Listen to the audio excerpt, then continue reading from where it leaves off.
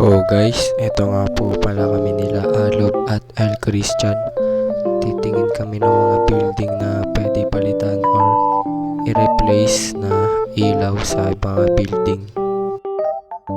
So andito kami ni Alob sa 3rd floor Vargas building. Tumitingin po kami ng mga ilaw na pwedeng palitan or may mga problema para ma-replace ka agad namin ito.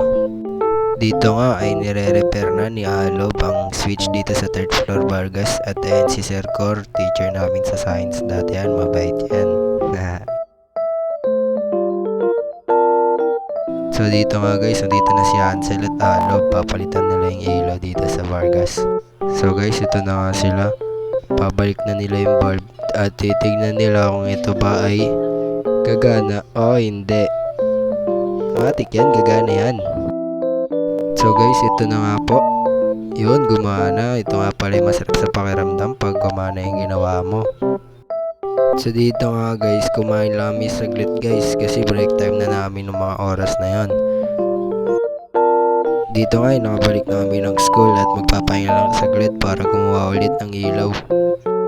Dito guys, gumagawa kami sa 3rd floor ICT building. Nakita namin tong bulb na to na nakalaylay kasama yung wire. Kaya ito guys, nire-repair namin ito para hindi na rin maging delikato sa building. Dito nga ay tinitape na lang namin to at matatapos na to. So guys, ayun, gumana. Masarap talaga sa pakiramdam pag gumana yung ginawa mo. So guys, nandito na nga kami sa room guys. Tapos na ang aming araw sa immersion. Maraming salamat sa panonood.